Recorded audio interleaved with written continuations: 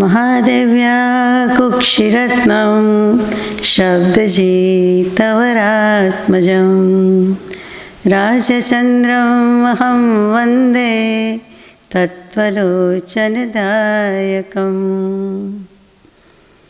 श्रीमते वर्धमानाय निर्धुतकलिलात्मने सालोकानां त्रिलोकानां यद्विद्यादर्पणायते अज्ञानतिमिरान्धानां ज्ञानाञ्जनशलाकया चक्षुरुन्मीलितं येन तस्मै श्रीगुरवे नमः।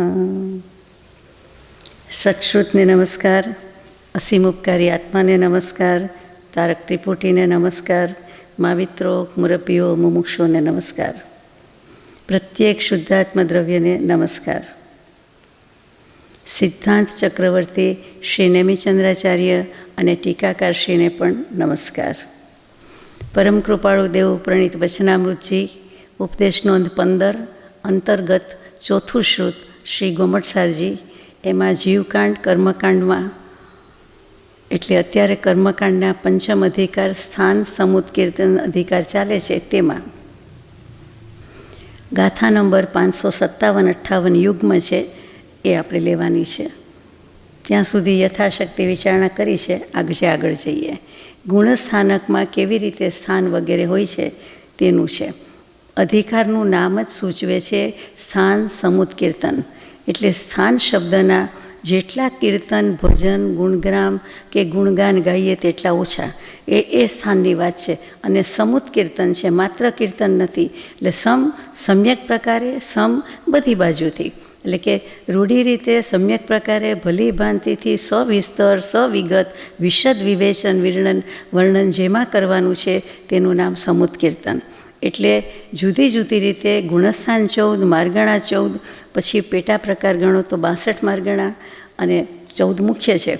એવી રીતે મુખ્ય 8 કર્મ અને પછી એની ઉત્તર પ્રકૃતિ 148. એ બધાને અંદરો-અંદર માહે પરસ્પર જે રિલેશનશીપ છે કે જે વખતમાં કયા કેટલા ગુણસ્થાનને કઈ વર્ગણા હોય, કયો બંધ હોય, કયા બંધ સ્થાન હોય, એ બધું જ આ અધિકારમાં આવી રહ્યું છે. એમાં આપણે મોહનીય કર્મ, નામ કર્મ, એમાં લગભગ પૂરું થવા આવ્યું છે. જે કંઈ બાકી છે તે હવે આગળ લઈએ છીએ. તો ગાથા નંબર 557-58 સાસણપમત્તવજ્જમ અપમત્તંતમ સમલ્લિયમેચ્છો મિચ્છતમ વિધિય ગુણો મિસો પડમમ ચ ઉત્તમ ચ. 558મી છે. અવિરસદસમો દેશો પમત્ત પરિહીણ મપમત્તંતમ છઠ્ઠાણાણી પમત્તો છઠ્ઠગુણમ અપમત્તો દુ. આ પ્રાકૃત ભાષા અર્ધમાગધીમાં છે. નીચે સંસ્કૃત વર્ઝન આપ્યું છે અને પછી હિન્દીમાં એનો ટ્રાન્સલેશન છે. તો આપણે એમાં શું આવ્યું તો કે ગુણસ્થાન જુદા જુદા છે, એમાં કેટલા બંધ સ્થાન હોય છે તે. તો મિથ્યા દ્રષ્ટિ ગુણસ્થાન એટલે કે મિથ્યાત્વ ગુણસ્થાન એ પહેલું ગુણસ્થાન. એમાં સાસ્વાદન અને પછી પ્રમત્ત ગુણસ્થાનને બાદ કર્યા, છોડી દેવાના. એટલે કે 1 થી 6 ગુણસ્થાનમાં બીજું અને છઠ્ઠું બાદ કરતા, એને છોડીને અપ્રમત્ત સુધીના એટલે 4 ગુણસ્થાન થયા. 3, 4, 5 અને 7 એટલા ગુણસ્થાન હોય છે કે મિથ્યા દૃષ્ટિમાં આ 4 ગુણસ્થાન સુધી હોય છે.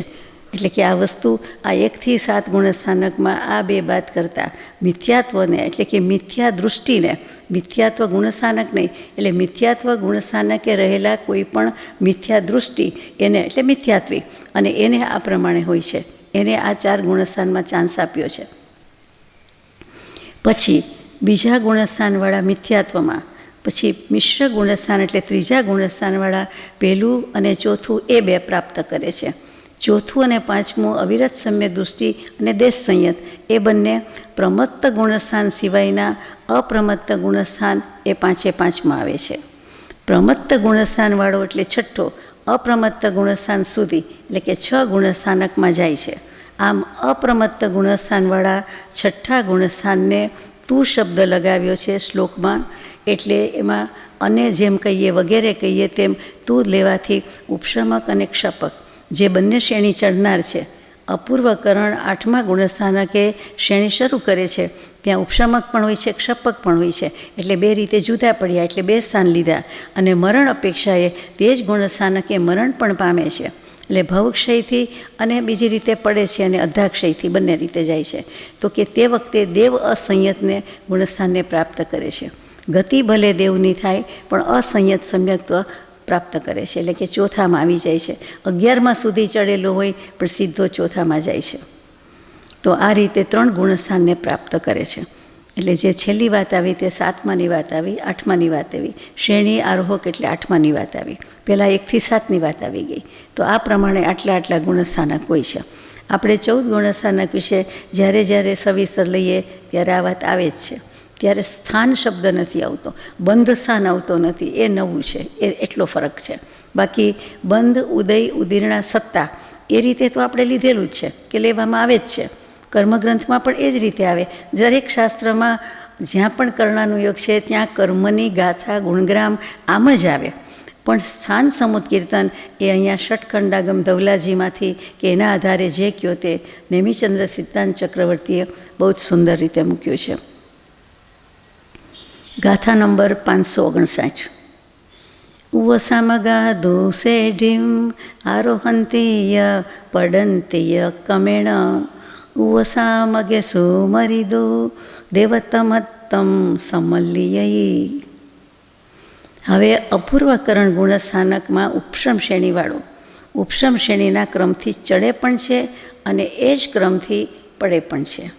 11મેથી પડે એટલે એ જ ક્રમથી જે ક્રમથી ચડ્યો હોય 4, 5, 6, 7, 8, 9, 10 તો એ જ ક્રમથી 11, 10, 9, 8, 7, 6, 5 અથવા એનાથી આગળ 4, 3, 2, 1 એમ પડે છે, એમ કહેવાનું છે.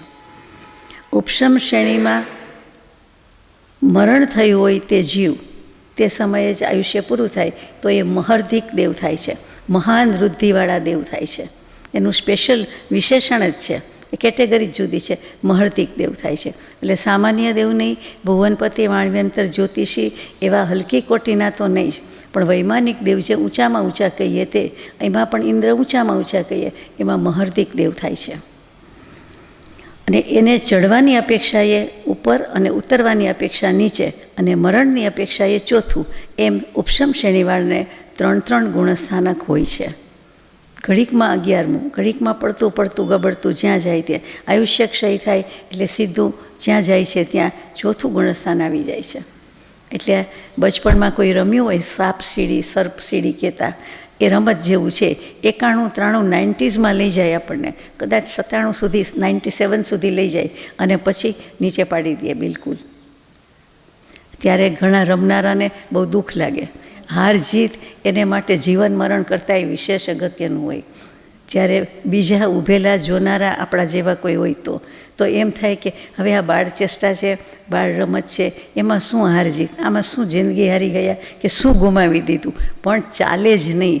એવો જ ઘાટ જ્ઞાની પુરુષો તદ્દન સાક્ષી ભાવે આપણને જોઈ રહ્યા છે, જાણી રહ્યા છે અને વિચાર તો કરવાનો નથી, પણ એટલા માટે આ બધી લખવાની કૃપા કરી હોય કે હે જીવો જાણો, બૂજો, સમજો, બોધ પામો. આપણા હાલ એવા જ છે. આપણને એમણે બાળકો ગણ્યા જ છે, બાળકો છીએ જ. અજ્ઞાની કહેવાની બદલે બાળજીવ કહે છે. સારું લાગે, રડવું ઓછું આવે. આગળ જઈએ કે આ પ્રમાણે ઉપશમ શ્રેણીવાળાની સ્થિતિ છે. 3 ગુણસ્થાનક આવી ગયા. પછી લખ્યું છે ઉપશાંત કષાયનું 10મું અને 4થું એ 2 જ સ્થાન છે.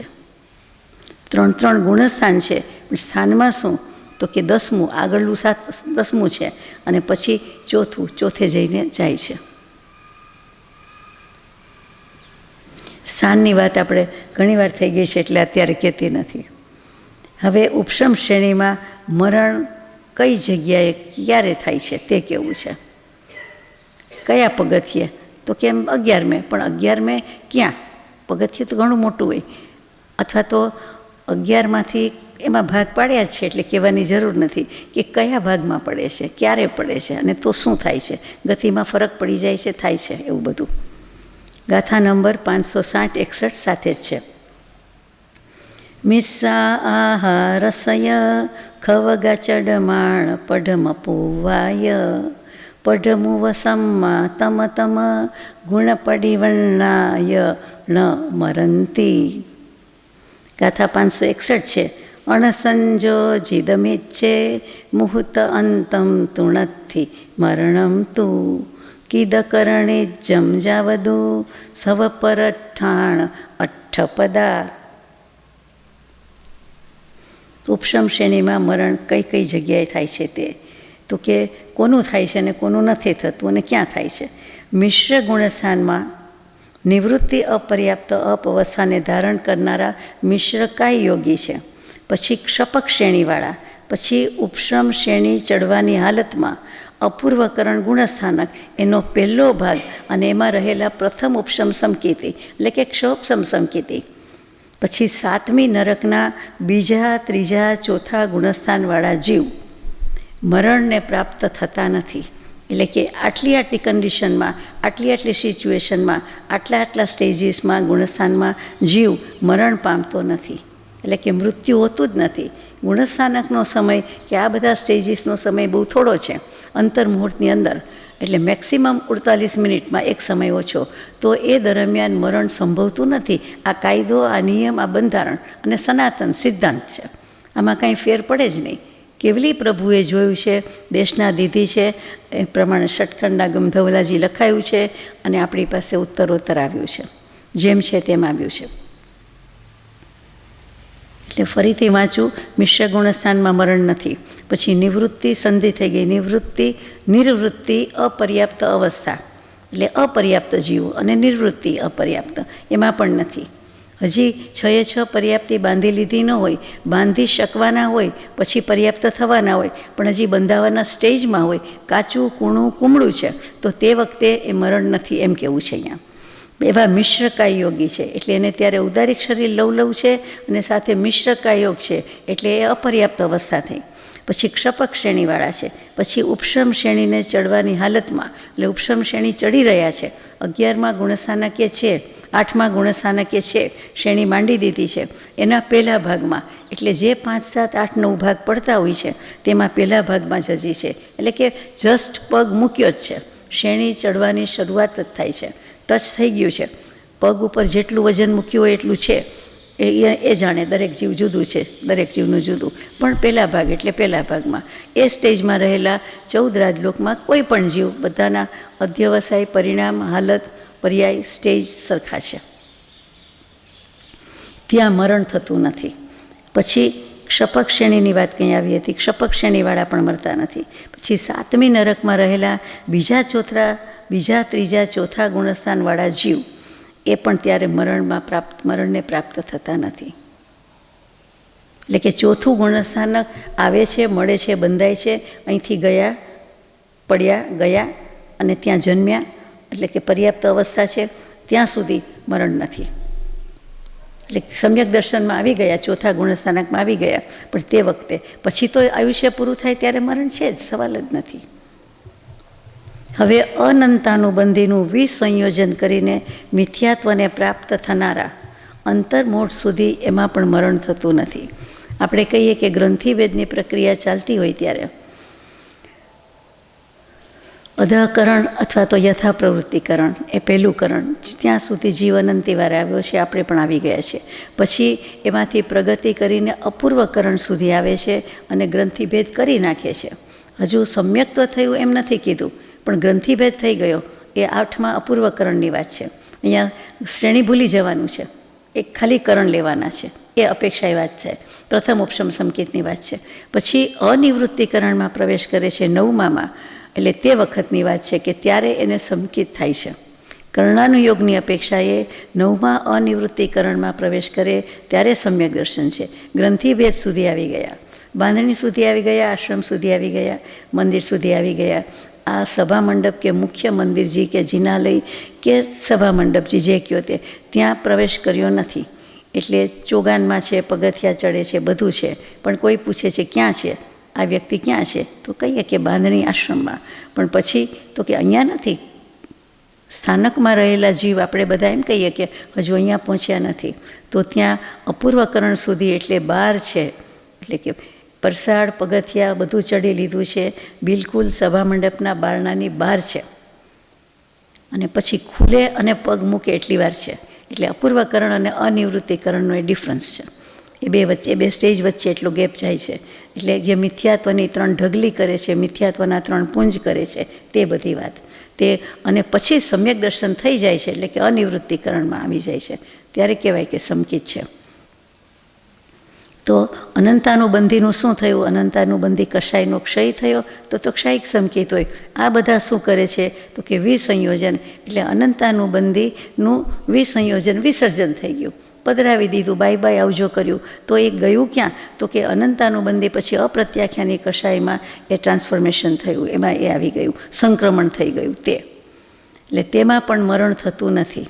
એટલે કે આપણને એમ થાય કે ગ્રંથિભેદની પ્રક્રિયા ચાલુ હોય ને મરણ થાય તો એનો જવાબ આવે છે કે દર્શન મોહનીયનો ક્ષય કરનારો, દર્શન મોહનીયનું આ બધું ચાલે છે મિથ્યાત્વનું, ત્યાં સુધી એમ નથી મરણ. પછી જ્યારે ક્ષય કરી દે છે, જીવ કૃતકૃત્યતા અનુભવે છે કે કરવાનું આ ભાવે કરી લીધું, એટલે કે વેદક સમ્યક્ત્વને વેદી લીધું, યાને કે પ્રથમ ક્ષયોપશમ સમકિત, તો કે એ ત્યાં સુધી આવી ગયો છે, ત્યાં સુધી એ મરતો નથી. કૃતકૃત્ય થઈ જાય પછી મરી શકે છે, મરી જાય છે, આયુષ્ય પૂરું થઈ શકે છે. મરે જ છે એવું નિયમ નથી, પણ પછી આયુષ્ય પૂરું થતું હોય તો જઈ શકે છે. પણ જે ક્રિયા પ્રક્રિયા ચાલુ છે તે દરમિયાન એ મરતા નથી, એમ કહેવાનું છે. 11મા ગુણસ્થાનકે પડે છે, એમાં આયુષ્યનો ક્ષય છે, ભવક્ષયથી પણ પડે છે, એટલે કે આયુષ્યના ક્ષયથી પણ પડે, અને બીજી રીતે પણ પડે કે આગળના માર્ગની ખબર નથી, અભિમાન આવ્યું, લોભ પ્રગટે છે, જે કાંઈ બધું કેવું હોય તે, એમાં પડવાના સ્થાનક છે, ચોક્કસ છે. પણ અહીંયા આ પડતો નથી, એટલે કે મરતો નથી, એ પોતાનું કરીને જ જંપે છે. હવે બદ્ધ આયુ, આ બદ્ધ આયુ કહેવાય કે જેણે આયુષ્ય બાંધી દીધું છે અને કૃતકૃત્ય પણ થઈ ગયા છે. તેના 3 સ્થાનમાં, સર્વપર સ્થાનમાં અર્થવાન પદને કહેવામાં આવે છે. પારિભાષિક શબ્દો છે. સ્વસ્થાન, પરસ્થાન અને સ્વપરસ્થાન, એ આપણે આવી ગયું સ્થાનની વિશેષ વિચારણા વખતે. પછી એના 3 વિભાગ કર્યા હતા. હવે એ વિભાગની વાત આવે છે કે એમાંથી આ કયા વિભાગમાં છે, લઈએ એટલે સમજી જવાશે. ગાથા નંબર 562.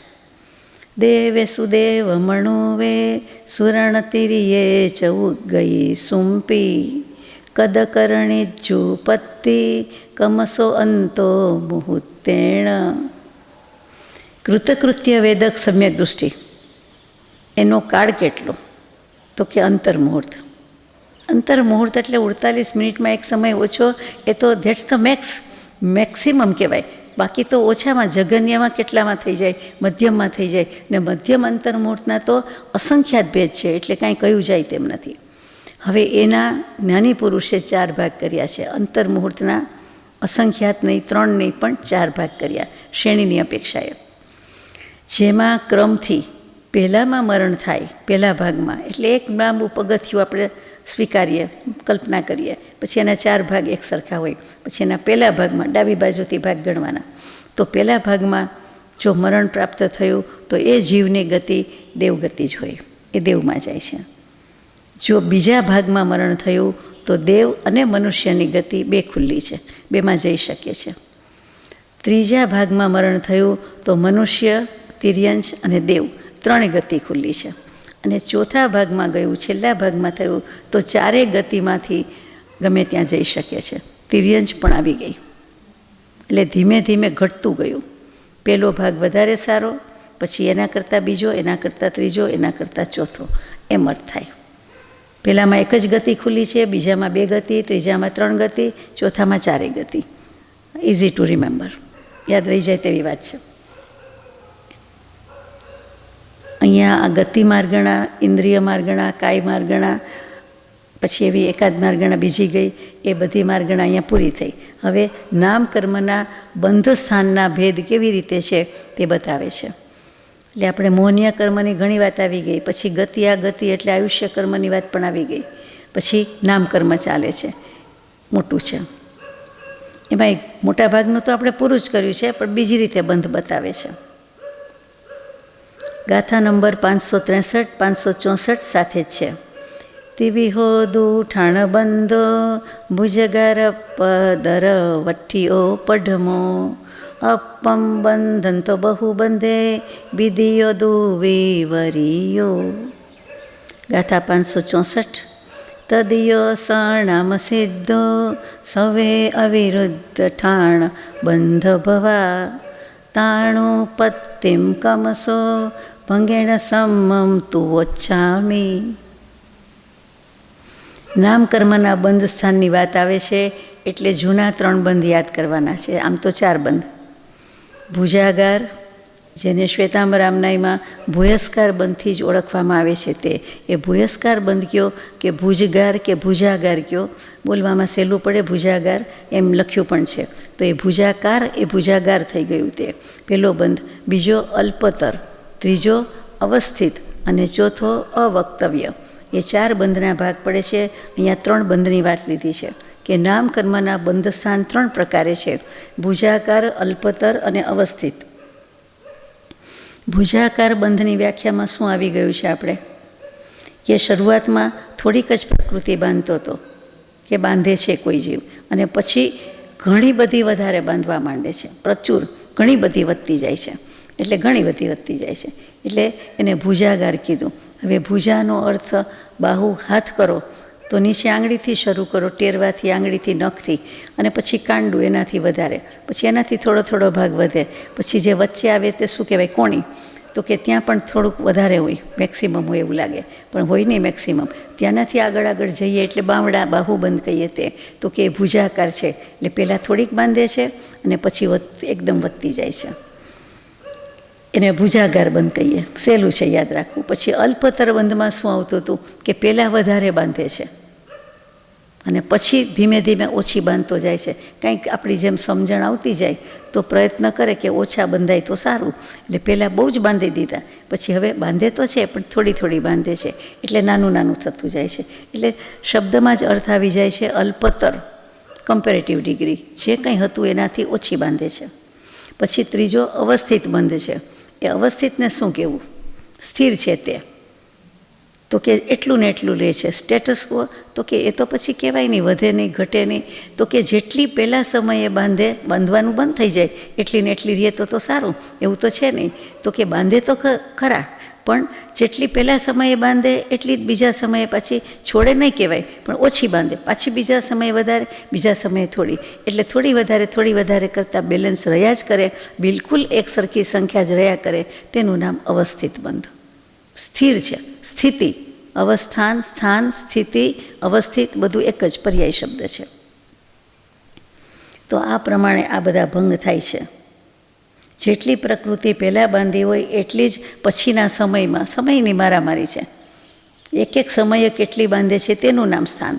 કોઈ એક જીવ એક સમયમાં જેટલી પ્રકૃતિનો સમૂહ બાંધી શકે તે સમૂહને સ્થાન કહેવામાં આવે છે. એક સમયમાં, સત્તામાં તો અનંતકાળનું ભેગું થાય, બધું જ ભેગું થાય. એ સત્તા એ જુદી વસ્તુ થઈ, સત્તા અને સત્વ એક છે પણ સ્થાન જુદી વસ્તુ છે. ચાલો, હવે જે વાત આવે છે તે જરા ધ્યાનથી, ગણિતથી, આપણે ગણિત ગણવા જ બેઠા હોય એમ કરવાનું છે. એ ગાથા નંબર 565. એમાં ગ્રંથ કરતા એટલે આચાર્ય ભગવંત આ ઉત્પત્તિના ક્રમને ભંગ સહિત કહેવામાં આવે છે, કહે છે. આ જે બધા ભંગ થયા, ભુજાકારને, અલ્પતરને બધું, એને ઉત્પત્તિના ક્રમથી કેવું છે, એટલે કે ગણાવવા છે આપણને કે આ સ્થાનમાં આટલા, આ ગુણસ્થાનમાં આટલા, આ ભૂયસ્કાર, આ અલ્પતર વગેરે વગેરે. એટલે આપણે 2 કાન સરવા રાખવાના છે, બરાબર. ગાથા નંબર 565.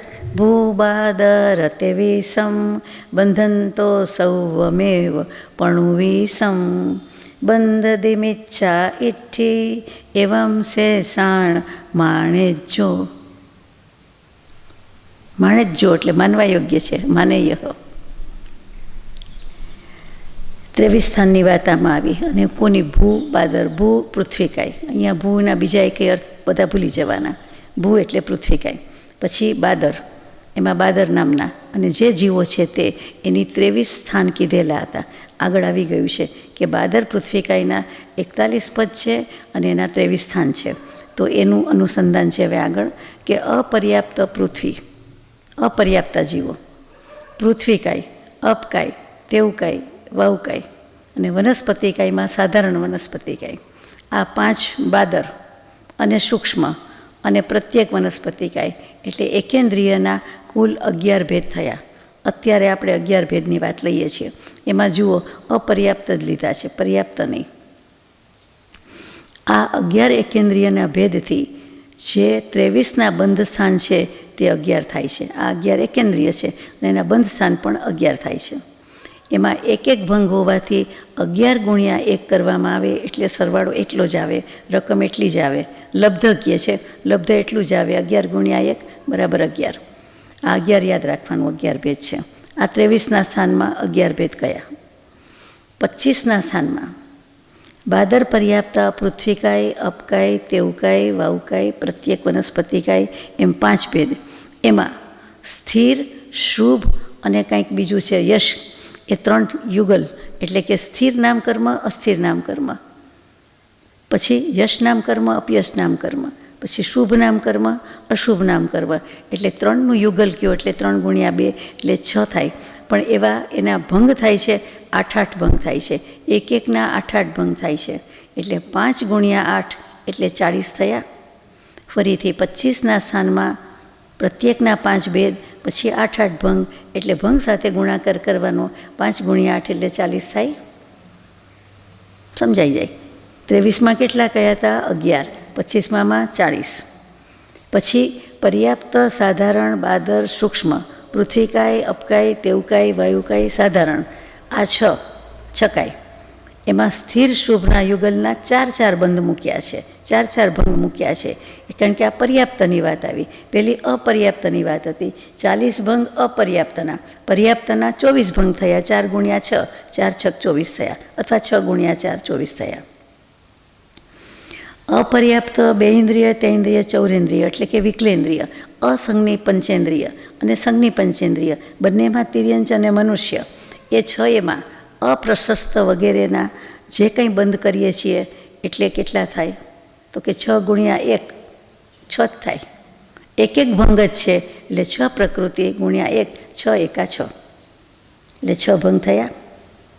આ 25ના બંધ સ્થાનમાં 40 + 24 + 6 એમ 70 ભંગ થાય છે. ગ્રંથમાં આપને નહીં મળે. આ પ્રસ્તુત પુસ્તકમાં આ ભાંગાકાર, સરવાળા, બાદબાકી કાંઈ કરેલું નથી, ગુણાકાર કરેલું નથી. આ ઘરે આપણે જાતે કરવાનું છે. એટલે એના 70 ભંગ થયા. કારણ કે સરવાળો મેચ થવો જોઈએ આપણને, તો આપણી ગણતરી બરાબર સમજાય બરાબર કે આટલા ટોટલ થાય એમ. 70 ભંગ થાય છે આના. કયું? 25ના બંધ સ્થાનમાં 40 + 24 + 6 એટલે 40 ને 24 64 ને 6 70 એટલે 70 ભંગ થયા. જેને યાદ રાખવું એ રાખશે. 26ના સ્થાનમાં બાદર પૃથ્વીકાય અને આતપ અને ઉદ્યોત એ 2 પ્રકૃતિ ઉમેરાય છે. અને ઉદ્યોત સહિત અપકાય અને વનસ્પતિકાય એ 4. એમાં સ્થિર, શુભ, યશ એના યુગલથી 8 ભંગ થાય. એટલે 4 ગુણ્યા 8 કરતાં 32 ભંગ થાય. મેથડ તો એક જ છે દાખલાની. એટલે 32 ભંગ છે, યાદ રાખવાનું છે. 26ના સ્થાનમાં આતપ અને ઉદ્યોત ઉમેરા એ અગત્યની વાત છે. પહેલાં આવી ગઈ છે કે આતપ નામ કર્મનો ઉદય માત્ર અને માત્ર બાદર પૃથ્વીકાયના જીવોને જ છે, બીજા કોઈને નથી. અને ક્યાં હોય છે? તો કે સૂર્ય વિમાનમાં જે આતપ રહેલા છે તે આતપ જીવ, આતપ નામ કર્મના ઉદયવાળા. એટલે કે પોતે ઉષ્ણ નથી, પણ પોતાનો સ્પર્શ એટલો ઉષ્ણ કે અહીં સુધી આટલા કિલોમીટર દૂર આપણને દજાડે છે.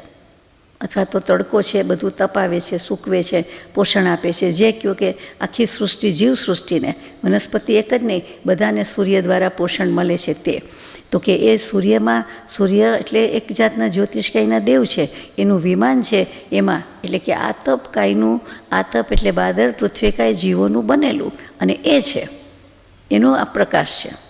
એટલે આતપ એટલે તડકો, આતપ એટલે ઉષ્ણતા, આતપ એટલે પ્રકાશ. તડકો તો આપણી ભાષામાં, બાકી ઉષ્ણતા અને પ્રકાશ, કે એને ઉષ્ણ સ્પર્શ નામ કર્મનો ઉદય છે. પોતે નહીં, પાછા પોતે ગરમ નથી, પણ બીજાને ઉષ્ણતા આપી શકે છે. એવું જ ઉદ્યોત નામ કર્મ છે. આ વેરી સ્પેશિયલ કહેવાય પૃથ્વીકાયના જીવ, અને એ પણ ચંદ્રમાના ચંદ્ર વિમાનમાં હોય છે. એટલે ચાંદની રેલાવે છે. ચાંદની શું છે? પૂતગલની બાજી છે. તો કે ચંદ્રનો શીતળ પ્રકાશ કહીએ છીએ. ચંદ્રની ચાંદની એટલે કોની છે? તો કે આ ઉદ્યોત નામ કર્મના જીવ છે, તે ઉદ્યોત નામ કર્મ ધરાવે છે. ઉદ્યોત એટલે શાઇન કરે છે, પ્રકાશ કરે છે. આગિયા જોયા હોય તો ખબર હોય તો કે આગિયા જીવ છે એ જે એનો પ્રકાશ આવે છે તેવી રીતે કોઈની એકદમ શાઇનિંગ સ્કિન હોય તો બહુ એમ થાય કે એની ચળકતી સ્કિન છે, ચળકતી સપાટી છે એમ. તો કે એને નામ એવા સ્પર્શ નામ કર્મનો, આ તો સ્પર્શ નામ કર્મ પાછું શીત સ્પર્શનો ઉદય છે. એટલા માટે ચાંદની અને ચંદ્ર અને એના ઉદ્યોત નામ કર્મ છે. અને બીજો આ જગતમાં જોવું હોય તો એને ખદ્યોત કહીએ છીએ, જુગનું કહીએ છીએ, આગિયા કહીએ છીએ. તેને ઉદ્યોત નામ કર્મનો ઉદય છે, બાકી નથી. એટલે આ વેરી સ્પેશિયલ સૂર્યચંદ્રના વિમાનમાં રહેલા બંને જીવો. તો આતપને તો બાદર પૃથ્વીકાય ઓનલી કયા. પછી ઉદ્યોત કોને કહેવાય? તો કે એ પૃથ્વીકાય, અગ્નિકાય એ બધા નથી. તો અપકાય, વાયુકાય પણ નથી. એટલે એ ત્રણ સિવાયના, એટલે અપકાય અને વનસ્પતિકાય એ બે જ રહ્યા. એ બેનો આ ઉદય છે.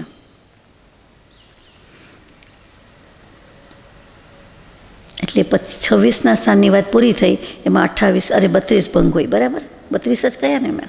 હવે 28નું સ્થાન આવ્યું. 28ના સ્થાનમાં દેવગતિ સહિત 3 યુગલ, એના 8 ભંગ હોય છે. અને નરક ગતિમાં અપ્રશસ્ત પ્રકૃતિનો બંધ હોવાથી એક જ ભંગ હોય છે. એટલે 8 વત્તા 1 એટલે 9 ભંગ થયા. 8 યુગલના થયા અને એક વધારાનો થયો. કયો? અપ્રશસ્ત પ્રકૃતિનો. 29ના સ્થાનમાં પર્યાપ્ત 2 ઇન્દ્રિય, 3 ઇન્દ્રિય, 4 ઇન્દ્રિય, પંચેન્દ્રિય 3, અને એના 8 ભંગથી 4 ગુણ્યા 8 32 ભંગ થયા. એને ઉમેરવાના તિર્યંચ ગતિ અને મનુષ્ય ગતિ સહિત 2 સ્થાનમાં. એટલે પ્રત્યેકના ગણતા કેવી રીતે ગણવાના? દરેકના તિર્યંચ ગતિના, મનુષ્ય ગતિના તો ગણાવું છું. 6 સંઘનન એટલે 6 સંઘ્યણ, 6 સંસ્થાન, 7 યુગલ, જે આપણે 2 ગુણ્યા 2 ગુણ્યા 2 જે કર્યું હતું તે. તો કે એ ગણતા 4608 ભેદ થાય છે. અને એમાં બંનેના કીધા પ્રત્યેકના, એટલે એકના 4608, એટલે બેના ગણતા 9216 એ ભેદ થયા. અને 32 ભંગ કયા હતા એ પણ ઉમેરવાના, એટલે 9248 ભેદ આ પ્રકારે થયા.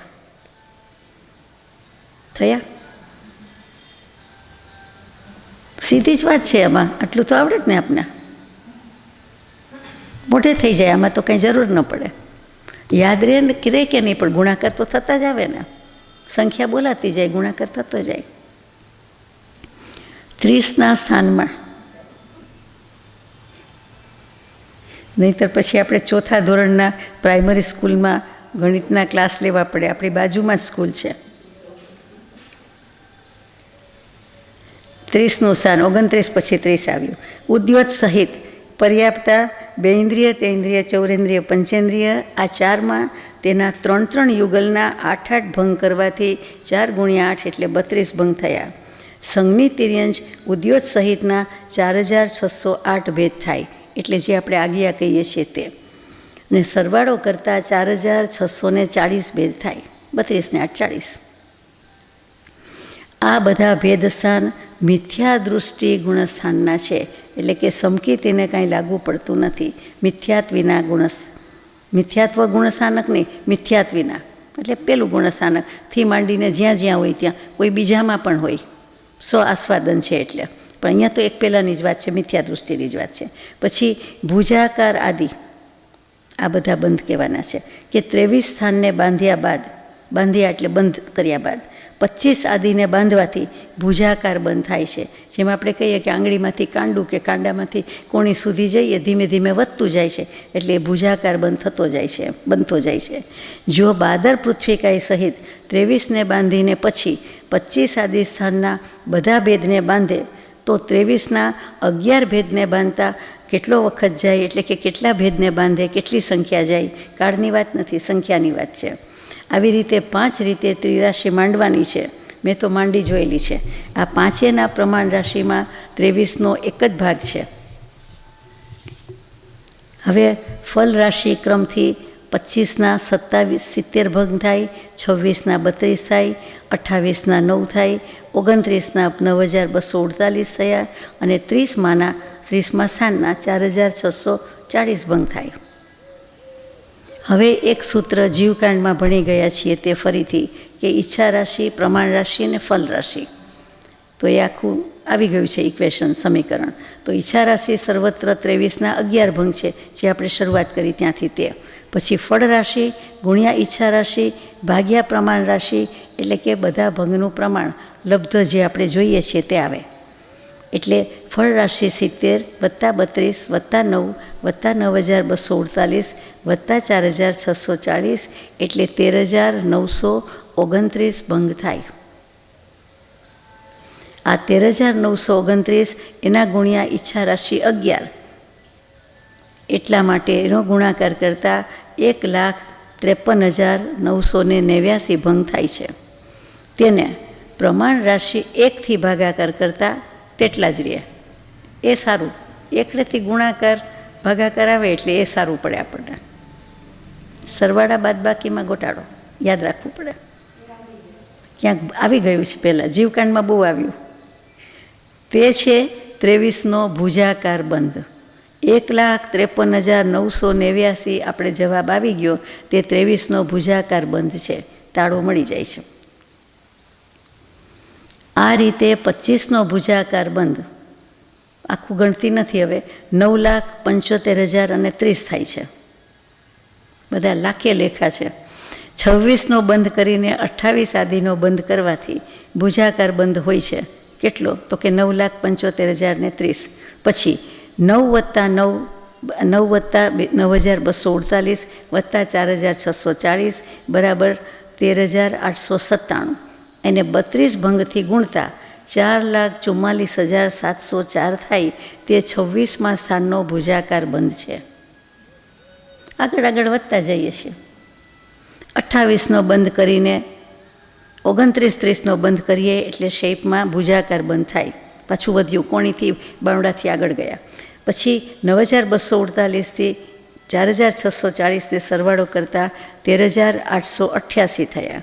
અને એને ઈચ્છા રાશિ અહીંયા 9 છે, એટલે 9થી ગુણતા 1,24,992 થાય. અને 28નો ભુજાકાર બંધ કહી દીધો. હવે છેલ્લું 29નો બંધ કરીને 30નો બંધ કરતાં ભુજાકાર બંધ થાય. તો ફળ રાશિ 4,640 એના ગુણ્યા 9,248 આંકડો યાદ રહી ગયો. આજે સ્વપ્નમાં ઊંઘમાં આવે તો નવાઈ નહીં. એનો સરવાળો 4,29,10,720 ભેદ થાય છે. અહીંયા આપણે 565મી ગાથાનું ગણિત પૂરું કરીએ છીએ. પછી આગળ જવાનું રજા લઉં છું કે મિથ્યાત્વ ગુણસ્થાનકમાં 23 સ્થાનથી 30 સ્થાન સુધી આ ભુજાકાર બંધ છે. પણ 28નો આંકડો 28 બંધ તો માત્ર અને માત્ર પર્યાપ્ત પંચેન્દ્રિયને જ હોય છે. એટલે 28નો આંકડો રિઝર્વ છે કે 23થી 30 બધું સરખું, 28મું બાકાત. 28માં શું? તો કે જે પર્યાપ્ત જીવો અને પંચેન્દ્રિય જીવો એને જ લાગુ પડે છે, બીજાને નથી લાગુ પડતો. તો આપણે જઈએ ગાથા નંબર 566. તે વિસઠાણદો મિચ્છતિ સોતી બંધગો મિચ્છો નવરીહુ 28 પંચેન્દ્રિય પુણગો ચેવ. 23મા સ્થાનથી માંડીને મિથ્યાત્વમાં બંધયોગ્ય આપણે વાત થઈ તે 30 સ્થાન પર્યંત જે કોઈ સ્થાન છે તેમાં ભુજાકાર એ મિથ્યા દૃષ્ટિ જીવ બાંધનારો છે તેમ વાત આવી. વિશેષતા એટલી છે કે 28મું સ્થાન જે પંચેન્દ્રિય પર્યાપ્ત મિથ્યા દૃષ્ટિ છે તે જ બાંધે છે. 28ના સ્થાનને એ જ બાંધે છે, પંચેન્દ્રિય અને પર્યાપ્ત. એટલે પહેલાંમાં અપર્યાપ્ત નીકળી ગયા, પંચેન્દ્રિય સિવાયના બીજી જે કાંઈ કીધા હતા 6 કાંઈથી માંડીને એકેન્દ્રિયથી ચૌરેન્દ્રિય સુધીના અને અસંગની પંચેન્દ્રિય ઘણા બધા નીકળી ગયા. સંગની અસંગનીનો ડિફરન્સ નથી, પણ ચૌરેન્દ્રિય સુધીનો છે એ નીકળી ગયા. યાદ રહી જાય આવી રીતે બધું. હવે ગાથા નંબર 567 કે ભોગભૂમિના બંધ સ્થાન શું છે. આ તો કર્મભૂમિની વાત હતી, એના મનુષ્ય એના તિર્યંશની વાત છે. ભોગેશુ રઠવીસં સમો મિચ્છો યમિચ્છગ અપૂર્ણે તિરિ ઉગતિ સમ તે સમ નર ઉગતિ સમ ચ બંધદિહુ. હું એટલે સંસ્કૃતનું હિ. ભોગભૂમિમાં પર્યાપ્ત પંચેન્દ્રિય સમ્યક દૃષ્ટિ કે મિથ્યા દૃષ્ટિ, આ શબ્દ ચ શબ્દ હોવાથી બંને લેવાના છે, સમકીતે કે મિથ્યાત્વે. એમાં નિવૃત્તિ અપર્યાપ્ત સમ્યક દૃષ્ટિ જીવ દેવગતિ સહિત 28ના સ્થાનને બાંધે છે. નિવૃત્તિ અપર્યાપ્ત મિથ્યા દૃષ્ટિ જીવ તિર્યંચ ગતિ સહિત 29 કે 30 સ્થાનને બાંધે છે અને મનુષ્ય ગતિ સહિત 29 સ્થાનનો બંધ કરે છે. સારાંશમાં શું આવ્યું કે ભોગભૂમિમાં શું થાય છે તો કે પર્યાપ્ત પંચેન્દ્રિયમાં 2 ભાગ પાડી દીધા, સમ્યક દૃષ્ટિ મિથ્યા દૃષ્ટિ. તો કે નિવૃત્તિ અપર્યાપ્ત સમ્યક દૃષ્ટિ છે એ લઈને આવ્યા છે પણ હજી પર્યાપ્તિ પૂરી નથી કરી, પણ કરવાના છે. તો કે એ જો મરે તો દેવગતિના 28 સ્થાનને બાંધે છે, એટલું છે એને. મરવાની વાત આમાં મૂકી નથી પણ કહું છું. પછી નિવૃત્તિ અપર્યાપ્ત મિથ્યા દૃષ્ટિ છે, એ મિથ્યા દૃષ્ટિ હોવાથી તિર્યંચ ગતિ પણ બાંધે છે. એટલે કે એને તિર્યંચ ગતિ એક જ લખી છે, તિર્યંચ ગતિ બાંધે છે અને મનુષ્ય ગતિ સહિત 29 સ્થાનનો બંધ કરે છે એ પણ કરે છે. પેલો 30નો કરે છે, 28નો કરે છે, આમાં 29 કે 30નો કરે છે. એટલે એના કર્મ એટલા ભારે છે, એ મિથ્યા દૃષ્ટિ છે, સમ્યક દૃષ્ટિ નથી. એટલે આટલો એને કર્મબંધ વધારે છે, એને વધારે ભાર છે અને ભારે કર્મ છે, એટલે વધારે એને ઊંચકવું પડે છે, સંસાર વધારે છે. પહેલાંનો તો સમ્યક દૃષ્ટિ એટલે પરિમિત લિમિટમાં આવી ગયો અને આ લિમિટમાં નથી આવ્યો, એટલે એને તો ખુલ્લું છે. ગાથા નંબર 568. મિચ્છ સઠાણ ભંગા એયારમ સદરી દુગુણ સોલણવમ અડદાલમ બાણ ઉદી સદાણ છાદાલ ચત્તધિયમ. હવે બહુ ગણિત નથી. મિથ્યા દૃષ્ટિના સ્થાનના ભેદ 23ના 11, 25ના 70, 26ના 32, 28ના 9, 29ના 9248, 30ના 4640 જાણો. આપણે ગણી લીધા એટલે આપણે જાણ્યા. હવે અલ્પતર ભંગને કહે છે, એટલે ગાથા નંબર 569. અત્યાર સુધી કયા બંધ હતા? ભુજાગાર અને શ્વેતાંબરામના પ્રમાણે ભૂયસ્કાર. કર્મગ્રંથમાં જે 13મી સદીમાં લખાયું, 12મી 13મી ગણીએ દેવેન્દ્ર સુરીજીએ લખ્યું, તો કે એના 6 ભાગ છે. એમાં જે છે શ્વેતાંબરામનાયથી છે, એમાં જે કંઈ આવે છે સિદ્ધાંત તો એક જ હોય, સંખ્યા એક જ હોય, પણ એમાં શબ્દભેદ આવે છે તો એ ભૂયસ્કાર કહેવામાં આવે છે. એ ભુજાગાર, ભુજગર કે ભૂયસ્કાર બધું એક જ. ભૂયસ એટલે ઘણું, એટલે એમાં અર્થ સમજાઈ જાય છે. ભુજામાં ઉપમા આપી હાથની અને આપણે કલ્પના કરવાની કે એક હાથ લાંબો, એવી રીતે લંબાતું જાય, વધતું જાય તેમ. અને પહેલાંમાં આ રીતે મૂકી દીધું કે ભૂયસ શબ્દ જ સંસ્કૃત છે, એટલે ઘણું ઘણું, પ્રચુર, બહુ. આપણે ભૂરી ભૂરી પ્રશંસા કહીએ છીએ તો ભૂરી ભૂરી અનુમોદના, એટલે ભૂરી એટલે અત્યંત ઘણી, અત્યધિક, બહુ બહુ, એમ જાજેરી. તો એ ઘણું કેવું છે, એટલે ભૂયસ્કારમાં સમજાઈ જાય છે.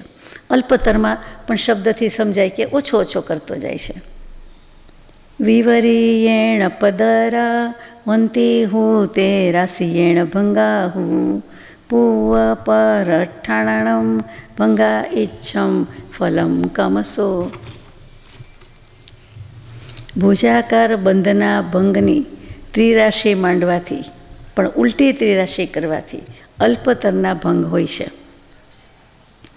જે આપણે અત્યાર સુધી ગણિત ગણી ગયા, ગુણાકાર વગેરે, તો એ બધામાંથી ઓછું ઓછું કરતું જવાનું, કારણ કે ઓછા ઓછા થાય છે, માઇનસ કરતું જવાનું. અત્યાર સુધી ઉમેરતા હતા, સરવાળો અને ગુણાકાર કરતા હતા, અહીંયા ઓછું કરવાનું. એમાં પહેલાં સ્થાનરૂપી ભંગની ઈચ્છા રાશિ અને પાછલા સ્થાનની ફલ રાશિ કરવાથી ક્રમથી ભેદ થાય છે. હવે આ જે આગળ ભેદો કયા છે તે ત્રિરાશિ વિના બીજા ઉપાયથી પણ જાણી શકાય છે, બીજું સમીકરણ જુદી રીતે, તો એની વિધિ બતાવે છે હવે પછીની ગાથામાં. એટલે 570મી ગાથા પર આવ્યા. લહુકર્ણમ એચ્છંતો એયારાદિહિ ઉવરિમમ જોગમ સંગુણિદે ભુજગારા ઉવરિદો હોંતી અપદરા. 11 વગેરે અંકને થી એની ઉપરના અંકની સરવાળો કરીને જોડ એટલે સરવાળાથી, અને સરવાળો કરીને એનાથી ગુણાકાર કરો એટલે ભુજાકાર ભંગ આવે છે. સાચી વાત છે. પછી ઉપરના 30 વગેરે સ્થાનના ભંગથી નીચેના ભંગને પરસ્પરમાં સરવાળો કરવાથી જે પ્રમાણ આવે અને તેની સાથે ગુણાકાર કરવામાં આવે ત્યારે અલ્પતર ભંગ થાય છે. હવે આગળ ગુણાકાર કરવાથી જેટલા ભંગ થાય છે તે કહેવામાં આવે છે. એમ તો ગણિતજ્ઞ છે એમ આચાર્ય ભગવંત આપણને મૂકે નહીં, તો હવે પાછા નેમિચંદ્રાચાર્ય પણ તૈયાર માલ છે, આંકડા લખી દીધા છે, આપણે વાંચવાના છે. ગાથા નંબર 571. ભુજગાર પદરાણમ ભંગ સમાસો સમોહુ મિચ્છસ પણ તે સમચૌણ ઉદે સઠી ચોદાલ મંક કમે. મિથ્યા દૃષ્ટિમાં કીધેલા ભુજાકાર અને અલ્પતરની ભંગ સંખ્યા એક સરખી છે. એ કેવી રીતે હોય? મિથ્યા દૃષ્ટિમાં કીધેલા જે ભુજાકાર બંધ કીધા અને અલ્પતર કીધા એના ભંગની સંખ્યા એક સરખી છે. સીધી રીતે વાત કરીએ તો એક સરખો સરવાળો કરીએ અને એક સરખી રકમનો બાદબાકી કરીએ તો શું હોય? સરખું જ આવે ને. જે કંઈ રકમ સરવાળો હોય એમાં એક સરખું જ ઉમેરીએ ને એક સરખું જ ઘટાડીએ, બેયમાં વધઘટ સરખી જ કરીએ તો આવે કે નહીં? બેલેન્સ કરતા જ જઈએ તો તેને અવસ્થિત બંધ કહેવાય. મારો પ્રશ્ન એવો છે, પાછો જોઈએ આમાં શું છે. હવે એ ઊંધેથી લખ્યું છે આંકડો, એટલે શું કરવું? 35 કરોડ 49 લાખ એવું ગણાય? ના, સીધું જ લખાય. 4 કરોડ 46 લાખ 9,435 પ્રમાણ થાય છે. કોઈ લખાવે આપણને તો ઊંધું લખાવે આ શાસ્ત્ર પ્રમાણે, અથવા વૈદિક ગણિત કયો, આપણું પ્રાચીન જૈન આગમનું ગણિત કયો તો એ પ્રમાણે એવી રીતે લખાવાય. 5,205 એમ લખાવવું હોય તો આપણે ઊંધેથી બોલવું પડે એવી રીતે. એટલે બધા જમણી બાજુથી આંકડો લખે, એકમ દશક એમ આ બાજુથી લખે ઉર્દુ ભાષાની જેમ, તો એ સરવાળો ખોટો ન આવે, એને લખતા ફાવે. એક રકમની નીચે એક રકમ આવે. જો ઉપરથી પહેલું બોલવામાં આવે છે, અત્યારની સ્ટાઇલ મોડર્ન સ્ટાઇલ આવી જ છે મેથડ આપણી, કે પહેલેથી બોલીએ કે 5,205 એમ કે 5,201 એવી રીતે જે કાંઈ હોય તે, ને પહેલું જુદું થાય આ બાજુથી બોલે એટલે. તો અહીંયા જે કહ્યું છે તે 4 કરોડ 46 લાખ 9,435 થાય છે. આ ભુજાકારની સંખ્યા છે અને આટલી જ અલ્પતરની સંખ્યા થાય છે. હવે બંનેનો સરવાળો તો કરવો પડે, કુલ આપણે કરવું હોય એટલે, તો કે 8 કરોડ 92 લાખ 18,870 થાય છે. ભૂલ નથી, આચાર્ય ભગવંતે મૂકેલી સંખ્યા છે અને આપણે ડબલ કરીએ તો એટલી જ થાય. ચાલો, જેટલી સંખ્યા હોય તેટલી. હવે આપણે બધી લાખમાંથી વાતમાં કરોડમાંથી આવી ગયા છીએ. આપણે લાખ અને કરોડ, રૂપિયા અને ડોલર કે પાઉન્ડ કદાચ કેશ ગણ્યા ન હોય તો કાંઈ વાંધો નહીં. આમાં તો ભગવાન આપણને કેટલી બધી રકમ સુધી ગણતરી કરાવે છે, કેટલો બધો આનંદ આવે. માત્ર ગણવામાં આનંદ આવે તો પછી બીજી વાત તો ક્યાં જાય? અને ગણવાનું બંધ જ થઈ જાય, જાણવાનું બધું જ જાણી લીધું હોય તો આપણો કેટલો આનંદ હોય. ગણવાથી તો ભાર વધે, હાથ થાકી જાય ગણી ગણીને. આમાં ન થાકે. થાકે વગર થાકે, થાક ઉતરે. તમે એમ નહીં માનો કે આટલા કરોડ અબજ આપણને કર્મ છે, આ તો પ્રકાર છે. આપણે તો કર્મ તો અનંત શબ્દ જ રાખ્યો છે, મુખ્ય નાનો 3 જ અક્ષર. આ તો બધું લાંબુ છે. ચાલો, અસંયત ગુણસ્થાનમાં ભુજાકાર ભંગને કહેવામાં આવે છે. હજી વિશદ વર્ણન છે એટલે મૂકી નથી દેતા, હજી ભુજાકાર, પછી બીજા તો બાકી છે. અસંયત ગુણસ્થાન એટલે ચોથા ગુણસ્થાનકમાં કેટલા ભુજાકાર ભંગ હોય તે. દેવ 28 શરણ દેવ ગુતિ સમણુ સતી સંબંધયદે તિછવણવણવ દુગભંગો તિથ વિહીણા હું પુનરુક્તા. પુનરુક્તો છે, કેટલીક વસ્તુ પુનરુક્તિ છે. અસંયત ગુણસ્થાનમાં દેવગતિ સહિત 28ના સ્થાનમાં, મનુષ્ય ગતિ સહિત તથા દેવગતિ સહિત 29ના સ્થાનમાં, મનુષ્ય ગતિ સહિત 30ના બંધ સ્થાનમાં 36,992 ભંગ થાય છે. આમાં તીર્થંકર રહિત છે તે પુનરક્ત ભંગ થાય છે, કેમ કે મિથ્યા દૃષ્ટિના ભંગમાં એ સમાવેશ એટલે અંતર્હિત થઈ જાય છે. એ વસ્તુ હવે બતાવે છે. એટલે ગાથા નંબર 573 લઈએ એટલે સમજાશે. દેવઠ્ઠવી સંબંધે દેવગુતિ સમ્મે ભંગ 64 દેવગુતિ સે બંધે મણુવતી સેવી 64. મનુષ્ય ચોથા ગુણસ્થાનકમાં દેવગતિ સહિત 28નો બંધ કરીને દેવગતિ સહિત અને તીર્થંકર પ્રકૃતિ સહિત 29નો બંધ કરે છે. અને બંને ભંગનો ગુણાકાર કરવાથી 32 દુ 64 ભંગ થાય છે. તીર્થંકર અને દેવગતિ સહિત 29નો બંધ કરવાથી મનુષ્ય અસંયત, દેવ અસંયત અથવા નારક અસંયત થઈને તીર્થંકર અને મનુષ્ય ગતિ સહિત 30નો જ્યારે બંધ કરે છે ત્યારે પણ 64 જ ભંગ થાય છે.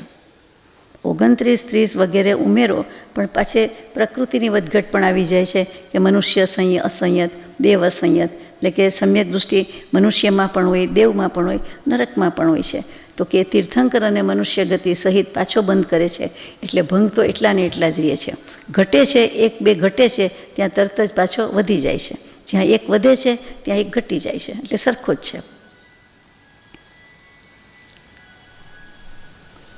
તીર્થંકર પ્રકૃતિનો બંધ નરકમાં પણ બાંધે હોય.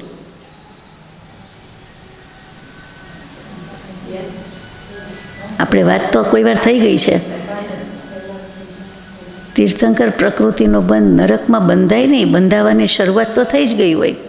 કેવલી અને શુદ્ધ કેવલીના પાદમૂળમાં એનું આરંભ તો થઈ જ ગયું હોય.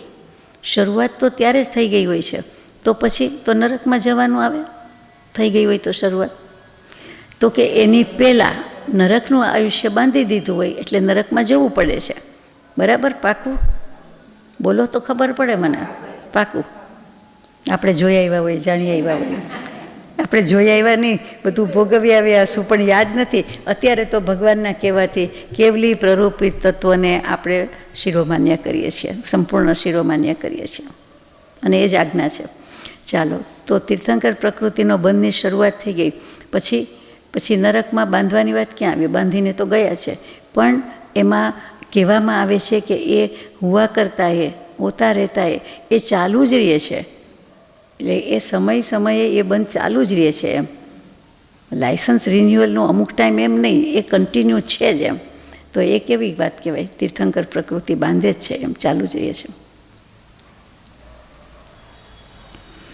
પણ એક વાત છે કે નરક ગતિનું પહેલાં બાંધી દીધું છે એટલે જ્યારે ત્યાંથી મનુષ્યનું મરણ થાય છે, દેહ ત્યાગે છે, ત્યારે એનું શું ઠેકાણું હોય? ત્યારે સમ્યક દૃષ્ટિ કહેવાય કે મિથ્યાત્વી કહેવાય?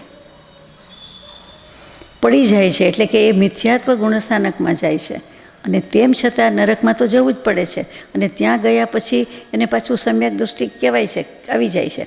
પણ મરતી વખતે એ મિથ્યાત્વ ગુણસ્થાનકમાં આવે કે પૂરું કરી દીધું અહીંયા, એમ એ કેવું કહેવાય? અને પછી ત્યાં સમ્યક દૃષ્ટિથી શરૂ થાય. હવે ત્યાં બંધ ચાલ્યા કરે છે એટલે એનું બીજું કારણ છે કે એને નિમિત્ત શું મળે? જ્યારે તત્વાર્થ શ્રદ્ધાનમ સમ્યક દર્શનમ એ મોક્ષશાસ્ત્રમાં કહીએ તો કે તન નિસર્ગાત અધિગમાત્વા, તો કે નિસર્ગથી કુદરતી રીતે નેચરલ કોર્સમાં પણ થાય છે. એટલે કે કોઈ પણ નિમિત્ત કે ઉપદેશ વિના પણ થાય છે સમ્યક દર્શન, કોઈને પણ. અને કોઈ વખત સદગુરુના ઉપદેશથી, શાસ્ત્રથી, બોધથી, સત્સંગથી વગેરેથી થાય છે. તે પોતાના પુરુષાર્થ તો ખરો જ. તો કે એ થાય. તો જે કુદરતી થાય છે, જેમાં કોઈ ઉપદેશનું પણ નિમિત્ત નથી, કોઈ સદગુરુનું પણ નિમિત્ત નથી, તો કેવી રીતે થાય? તો કે તે નરકવાસી જીવને લાગવું પડે, લાગવું પડે અપેક્ષાએ, કે ત્યાં એને ત્રીજી નરક સુધી કોઈ પણ જીવ, દેવલોકનો જીવ એને પ્રતિબોધવા આવી શકે છે, એને કાંઈક સદુપદેશ મળે છે. એટલે એનો જે તીર્થંકર પ્રકૃતિનો બંધય ચાલુ અને સમ્યક દર્શન પણ ચાલુ રહી શકે છે. એટલે કે ન હોય તો આવી જાય છે, ગયું હોય તો થઈ શકે છે, અને નહીંતર જે કે ને ચારે ગતિમાં સમ્યક દર્શન થાય છે, તો ત્યારે એને સમ્યક દર્શન પણ થાય છે. કોઈને તીર્થંકર પ્રકૃતિનો બંધ હોય એ તો કોઈકને જ હોય, સમ્યક દર્શન તો ઘણાને હોય, તીર્થંકર તો લિમિટેડને હોવાનું આપણે જાણીએ છીએ. તો કે આ બંને વસ્તુમાં લાગુ પડે છે કે એને હોય છે, થઈ શકે છે. એટલે તેને ત્યારે આ રીતે કોનો ઉપદેશ મળ્યો? તો કે આવી રીતે દેવ આવ્યા હોય તેનો ઉપદેશ મળ્યો. હવે આપણને અહીંયા આટલા ઉપદેશની છોડ ઉડતી હોય ત્યારે સમ્યક દર્શન ન લઈએ અને પછી આપણે ત્યાં કોક વખત કોક પૂર્વનો દેવ આવે અને આપણને પ્રતિબોધવા આવે, એની રાહ થોડી જોવાય. પણ બારી ખુલ્લી રાખી છે ભગવાને. ચાલો,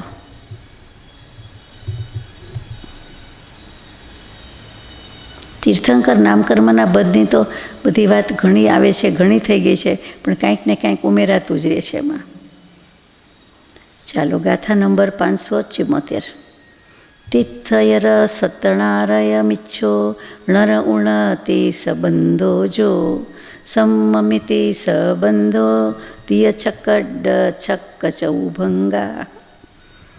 તીર્થંકરના સત્વ સહિત નારકી મિથ્યા દૃષ્ટિ જ્યારે અપર્યાપ્ત શરીર છે ત્યારે 4608 ભંગમાંથી મનુષ્ય ગતિ સહિત 29 સ્થાનનો બંધ કરે છે. ફરીથી તીર્થંકર કે સત્વ સહિત એટલે તીર્થંકર નામકર્મ ઉપાર્જન કરેલો નારકી મિથ્યા દૃષ્ટિ જ્યારે પણ અપર્યાપ્ત શરીર છે ત્યાં સુધી 4608 ભંગમાં મનુષ્ય ગતિ સહિત 29નો બંધ કરે છે. ત્યાર પછી અગત્યની વાત છે, શરીર પર્યાપ્તિ પૂર્ણ કરીને સમ્યક્ત્વ સહિત થયો. એટલે કે વચ્ચે અપર્યાપ્ત અવસ્થા છે ત્યારે એને સમ્યક દૃષ્ટિ નથી ગણતા, મિથ્યાત્વી છે, અને પછી પર્યાપ્તિ પૂરી કરે છે એટલે પેલું આવી ગયું, એટલે સમ્યક દર્શન સહિત એ તીર્થંકર મનુષ્ય સહિત 30ને બાંધે છે. એટલે એક પ્રકૃતિ વધી ગઈ. ત્યારે 36864 ભંગ થાય છે.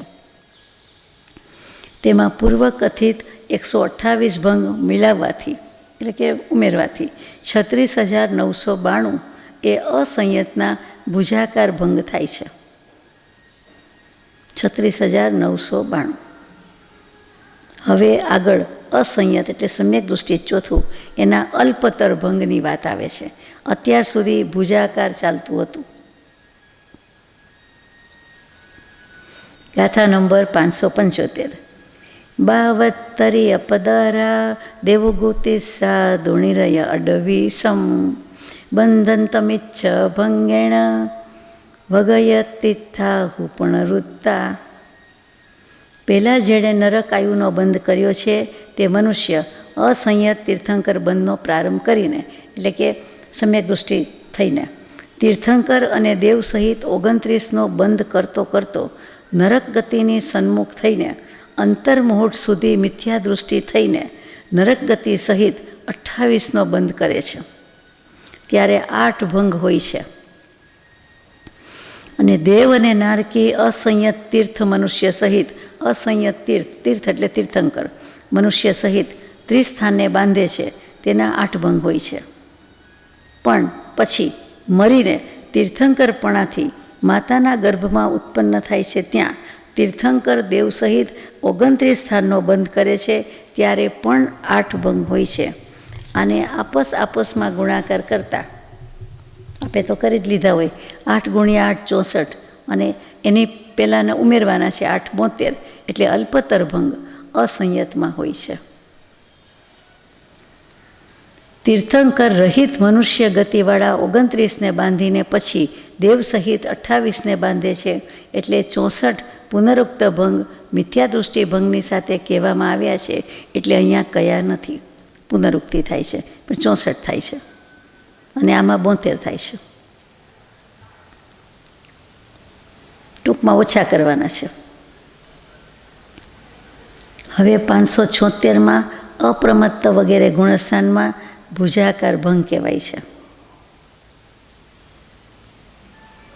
દેવ જુદે કઠાણે નરતિસે અપમત્ત ભુજયારા પણ દાલી ગિહારુ ભયે પંગા પૂણું રત્તગા હોંતી. દેવગતિ સહિત એક સ્થાનમાં અને મનુષ્ય તીર્થંકર સહિત 30 સ્થાનમાં, અપ્રમત્ત ગુણસ્થાનમાં 45 પૂજાકાર ભંગ હોય છે. તીર્થંકર પ્રકૃતિ સહિત આહારક સહિત, એટલે કે તીર્થંકર પ્રકૃતિ અને આહારક શરીર અંગોપાંગ બધું ત્રણે સહિત એ સાથે જ જાય છે. એટલે એ 3 સ્થાનમાં જે ભંગ છે તે પુનરુક્ત છે, એટલે કે ફરીથી કહેવાયા છે. અહીંયા આપણે પૂરું કરીએ છીએ, બાકીનું આવતીકાલે લઈશું.